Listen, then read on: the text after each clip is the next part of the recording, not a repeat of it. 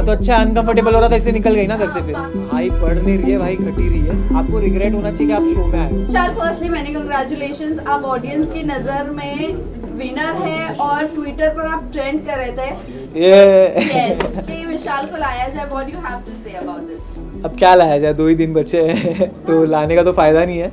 खैर बट मैं बहुत ज़्यादा ग्रेटफुल हूँ कि बाहर आके मुझे दिखा है कि पब्लिक ने इतना प्यार दिया है मुझे।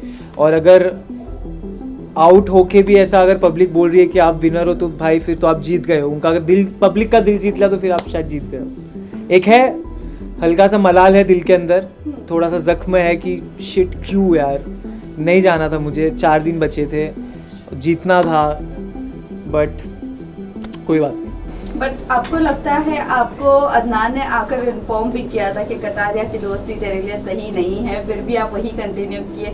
कहीं ना कहीं आपको ऐसा लगता है कि वो दोस्ती आप पे भारी पड़ गई? देखो मेरे को ऐसा लगता है ना कि अगर मैं ये ज़रूर मानूंगा कि उसको उधर मेरा साथ देना चाहिए था।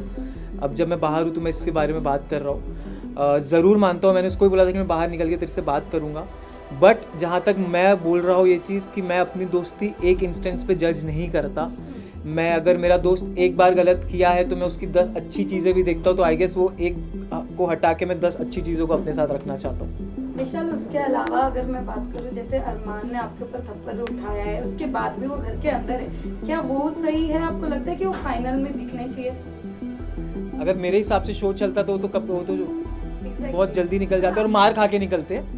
लेकिन मेरे हिसाब से शो इवेंचुअली चलता नहीं, तो आपने एक्शन नहीं लिया वहाँ पर कि बिग बॉस इसके ऊपर एक्शन लिया जाए, जैसे हमने हर सीजन में देखा है। देखो क्या होता है ना कि जब आपके ऊपर, जब पूरा घर आपके अगेंस्ट हो जाता है और आपका जब माइंड इतना प्रेशराइज हो जाता है और आपके साथ इतना बड़ा कांड हो जाता है और उस चीज़ को एक स्पेशल केस दे दिया जाता है ना, तो कहीं ना कहीं आप अपने आप पे सेल्फ डाउट करने लगते हो कि क्या कहीं मैं ही तो गलत नहीं था। और मैं उस टाइम पे इतना ब्लॉक हो चुका था माइंड से, मतलब मैं टूट चुका था। मैं बेसिकली मैं दिल से बोल रहा हूँ ये सारी चीज़ें कि मेरे को कुछ जी, मेरा कॉन्फिडेंस जो मेरा था स्टार्ट से, मेरा फोकस सब गायब हो चुका था। तो मैं था वहाँ पे बट मैं नहीं था, तो I was just zoned out.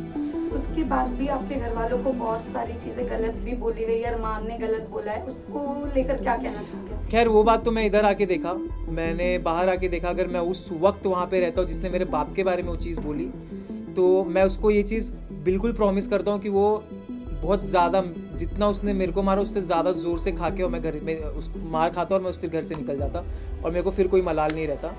But खैर उससे तो उसकी नीयत दिख जाती है, उसकी वो कि कैसा इंसान है वो समझ में आ जाता है कि अगर किसी के माँ बाप पे आप जाके कमेंट कर रहे हो तो आप कितने नीच किस्म के इंसान हो, वो दिख जाता है। बट विशाल, थप्पड़ वाले इंसिडेंट के बाद मैं आपको हैट्स ऑफ करना चाहूँगी, जिस तरीके से आपने उस पूरी चीज़ को मैनेज किया है, बहुत ही अच्छी तरीके से मैनेज किया। जैसे कि आपने कहा कि मैं बहुत मतलब मेरा कॉन्फिडेंस गिर गया था, पेरेंट्स के आने के बाद में कितना रिलीफ मिला एंड कितना कॉन्फिडेंट गेन कर पाया? बहुत, मतलब 2-3 दिन तो ऐसा था कि मतलब मैं सोच रहा था कि शिट यार ये क्या हो गया मेरे साथ बाहर क्या हो रहा होगा, मेरे जनता, मेरे दोस्त, मेरी फैमिली क्या सोच रही होगी मेरे बारे में। अंदर से मुझे मालूम था ये चीज़, अंदर से मुझे एक आवाज़ आ रही थी, मेरा इंट्यूशन था कि मेरे इंटेंशन गलत नहीं थे और मेरे वर्ड्स भी गलत नहीं थे। बट क्योंकि इतने लोगों ने, मेन इसमें मैं बोलना चाहूँगा पायल को, बुद्धिहीन चालें उन्होंने करके गई हैं। जब आपको कुछ मालूम नहीं है, आप एक बारी पढ़ाई करके आओ, आप नेशनल टेलीविजन पे कुछ बोल रहे हो तो आप उसके बारे में स्टडी करके आओ, आप देखो कि मैं क्या सही बोल रही हूँ। और क्योंकि मैंने वर्ड निकाला भी था कि मैंने सुंदर बोला था, तो उन्होंने उसको बोली नहीं तुमने ये नहीं बोला था। खैर तो 2-3 दिन में लॉस्ट रहा, लेकिन फिर मुझे एक चीज़ समझी कि नहीं, मुझे स्ट्रांग होना है मेरे घर वालों के लिए, मुझे गेम पे फोकस करना है। उसके बाद जब मेरे मम्मी पापा आए तो जी बिल्कुल मेरा बहुत ज़्यादा कॉन्फिडेंस ऊपर हुआ और मैं सोच लिया अगर मेरे ऑडियंस और मेरे माँ बाप सही समझ रहे तो मुझे घंटा फिर किसी से फ़र्क नहीं पड़ता। इस पूरे इंसिडेंट में लोकेश ने आपको बैक स्टेप किया है, उसके बावजूद आपकी और लोकेश की दोस्ती जो है वो कायम रही एंड एक टास्क के दौरान आप दोनों ने ही एक दूसरे की पोल खोली। कहीं ना कहीं मन में एक ग्रज आपके था लोकेश को लेकर, जो आप दोस्ती के लिए दबा कर बैठे थे? नहीं, मुझे कभी ग्रज नहीं था जी। ये चीज़ मुझे बुरी ज़रूर लगी थी कि मैं चाहता था मेरा स्टैंड ले वो जगह, और एक चीज़ जो मैंने बोली थी कि अच्छे इन अ गुड वे मैंने बोला, वो चीज़ मैं चाहता था वो क्लियर करे। बट खैर मैं ये भी उसको देता हूँ कि बहुत प्रेशर था वो टाइम पे और जैसे बोला अभी भी उसने कल मीडिया इंटरव्यू में बोला कि कुछ चीज़ें जैसे 4 घंटे पहले की भी बातें याद नहीं रहती, बिग बॉस के घर में हज़ारों बातें होती हैं। तो मेरा ये बोलना था अगर तेरे को नहीं अच्छे से तू बोल देता कि मुझे अच्छे से स्टेटमेंट नहीं याद है जो भी है, बट जहाँ तक रही बात टास्क की, तो टास्क में मैं ये बोलना चाहूँगा कि यार वो एक टास्क था, हमको करना था, उसके बाद भी हम खुश नहीं थे उस चीज़ से जो हमें करना पड़ा था। और हमारे पास ये बहुत अलग किस्म की एक अजीब सा टास्क आ गया था हमारे पास, हमको करना पड़ा क्योंकि बिग बॉस ने क्लियर शब्द में लिखा था कि मजाक नहीं है, आपको ये टास्क करना है। तो फिर भी लेकिन वीकेंड पे सुनाया गया कि टास्क में दोस्ती तो करो तो भी दिक्कत, ना करो तो भी दिक्कत, तो वो हो गया था। तो मैं और मकबूल तो रेडी रहते थे हर वीकेंड के वार पे कि चलो भाई अपने को बैठना है, अपने को सुनना है। तो नहीं, बट जहाँ तक रही बैक स्टैबिंग की, तो मैं ये बहुत कड़क शब्द है बोलने के लिए, मैं ये नहीं यूज़ करना चाहूँगा। जैसे मैंने बोला ये चीज़ कि मेरा दोस्त था और दोस्त रहेगा। विशाल, कल के प्रेस कॉन्फ्रेंस को लेकर आपका क्या कहना है, क्योंकि आपके मुद्दे को सबसे ज्यादा उठाया गया है और अरमान को बैश किया गया है थ्रू मीडिया। तो मैं इस पे एक स्टोरी भी डाला था, मैं चीज़ यहाँ पे रिपीट करना चाहता हूँ। जो जगह आप नहीं हो वो जगह पे भी अगर आपके नाम की गूंज मच रही है तो आपने ज़िंदगी में कुछ सही करके आए हो शो में। विशाल, आपसे जानना चाहूंगी, रणवीर शौर्या ने भी काफी आपसे फाइट करी आपके बारे में, निकलने के बाद भी काफी ज्यादा उनको खुश नजर आई। तो आप बताना चाहें रणवीर शौर्या की गेम जिस तरीके से वो सामने वाले को चुप करा देते, इवन जो अनदर कंटेस्टेंट्स है वो कहीं ना कहीं उनके एज, उनके पर्सनालिटी को देख के एक रिस्पेक्ट करते हुए चुप हो जाते हैं, आपको क्या कहना है आपके बारे में? रणवीर सर का मेरे को ये लगता है ना कि रणवीर सर बहुत चालाक हैं।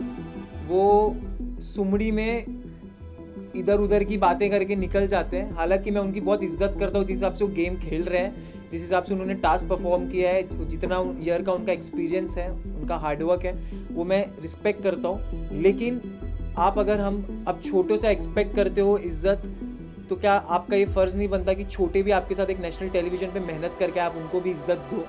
क्योंकि अगर आप इज्जत दोगे तो आपको इज्जत मिलेगी। खैर उन्होंने इज्जत दी नहीं, लेकिन फिर भी हमने उनको इज्जत दी थी। जहाँ सना मकबूल भी वही प्लेटफॉर्म से आती है, एक्टर वो भी है, एक्ट्रेस वो भी है, बट रणवीर सर से उनको इज्जत तो मिलती नहीं है, बल्कि उनको डोमिनेट ही किया जाता है या कोई भी चीज़ों को लेकर बोला है। अरे मकबूल स्ट्रांग है, उसको कोई कुछ नहीं कर सकता, कोई सीन नहीं है उसका, वो सही है, वो कर लेगी मैनेज। और जहाँ तक रही बात रणवीर सर की बात, तो वो करते हैं, उन्होंने तो भाई बहुत सारी ऐसी चीज़ें उन्होंने कह दी है, मेरे और मकबूल के रिलेशन पे ऐसी उन्होंने बातें कह दी है, बट खैर उन पे नहीं बोला गया है, कोई बात नहीं।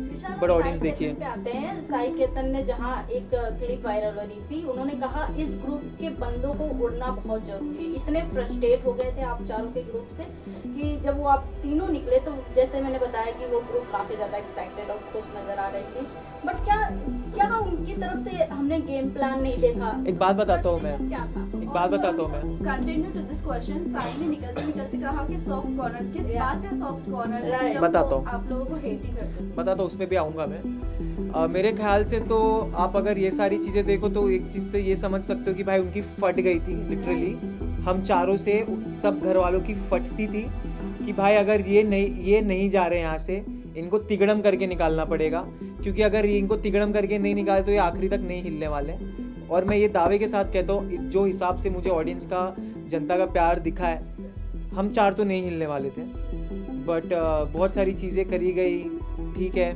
और जहाँ तक रही बात कि इन चारों को उड़ाना पड़ेगा, सबसे पहली बात भाई तेरे बस की बात है नहीं, तेरे बस की तो बात नहीं, तेरा पॉइंट रखने की, तू चारों को उड़ाने की क्या बात कर रहा है? तो पहली चीज़ ये। और दूसरी चीज़ जहाँ तक रही बात, साई ने अगर ये बात बोली है जो कि मेरे को नहीं मालूम, बोली है, तो मैं साई को एक बात बोलना चाहता हूँ। साई, आपके लिए एक मैंने नया नाम निकाला है, आप साई केतन या आप साइड केतन है, ठीक है? तो साइड केतन इसीलिए आपने पूरे शो में आपने यही चीज़ बोला है कि ये एक दो दोस्ती, एटलीस्ट हम अपने दोस्ती पे तो थे, जो भी हमारे बीच में हम एक दूसरे के साथ खड़े थे, जो पूछ बोल रहे हो, हम दोनों एक दूसरे को सुधारते थे, बोलते थे। तुम तो लेजिट पूछ बन के घूम रहे हो। और जहाँ तक रही बात सॉफ्ट कॉर्नर की, तो मैंने हमेशा उसको ये चीज़ बोली है कि साई, मेरे को ऐसा लगता है कि तेरे को सॉफ्ट, वो हमेशा बोलता था ये चीज़ कि मेरे को तेरे लिए सॉफ्ट कॉर्नर है, तो दिल का बहुत अच्छा, मेरे को भी वो दिल का बहुत अच्छा लगता था। बट बाहर आके मैंने कुछ चीज़ें ऐसी देखी, उसने भी कितनी सारी ऐसी चीज़ें बोली है, वो दिल से उतर गया।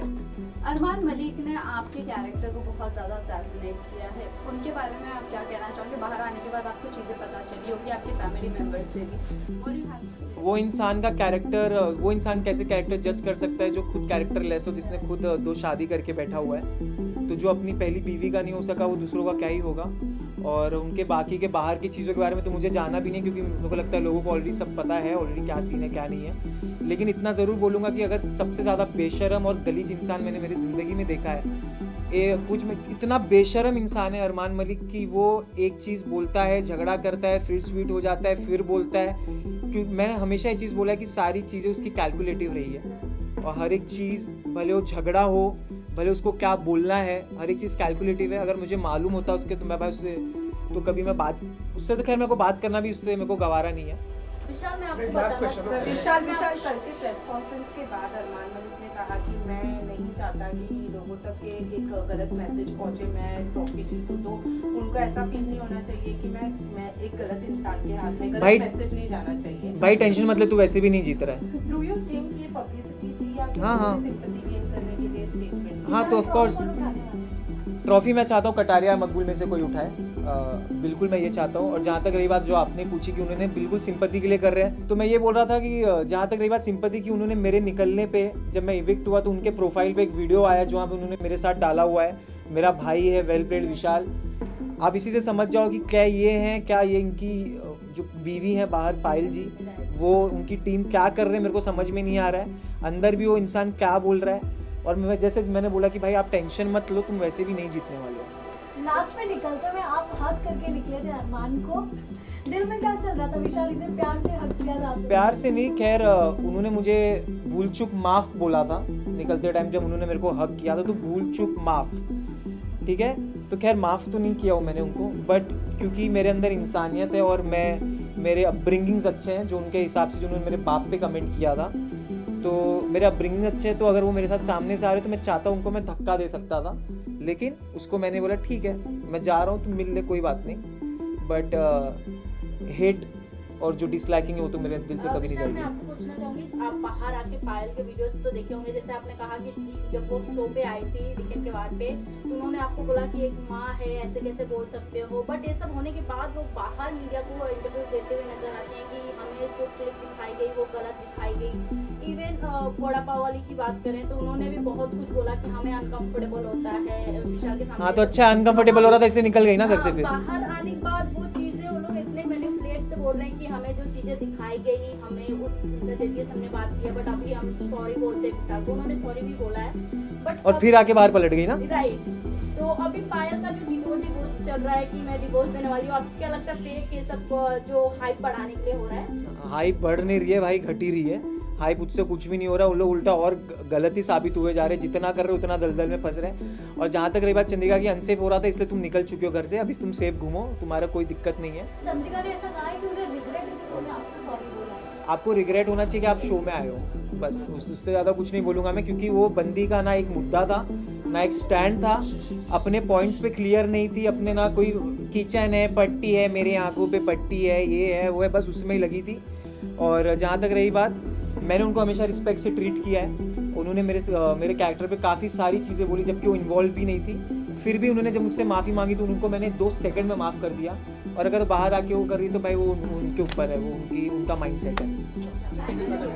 Thank you guys, thank you आप लोग के सपोर्ट के लिए बहुत बहुत थैंक यू गाइस।